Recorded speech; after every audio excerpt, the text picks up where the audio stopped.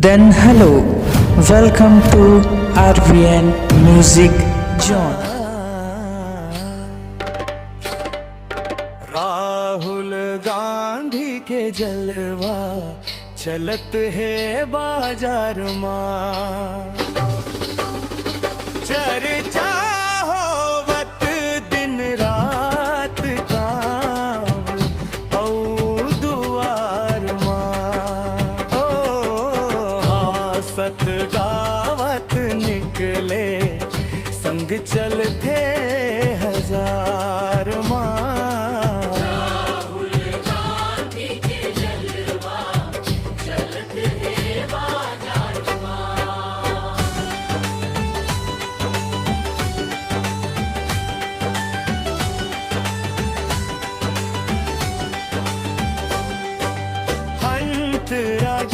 शरजाह गूंजे नाम के पुकार है,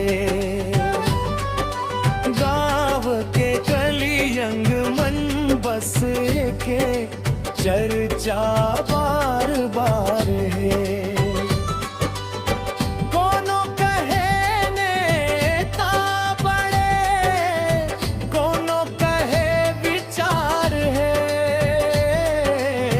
जनता के मन बस गे यही तो सत्कार है।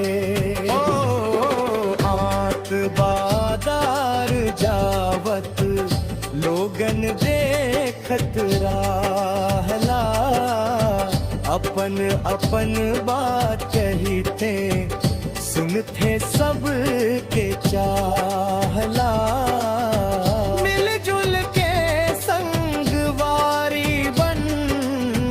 जोड़त है मन माहदा, जनता के भरोसा संग बढ़त है हर चाहला। ओ राहुल गांधी के जलवा चलत है बाजार मां, चर्चा होवत दिन रात बा औ दुआर मां। हासत गावत निकले संग चलते हजार मां। राहुल गांधी के जलवा चलते हैं बाजार मां।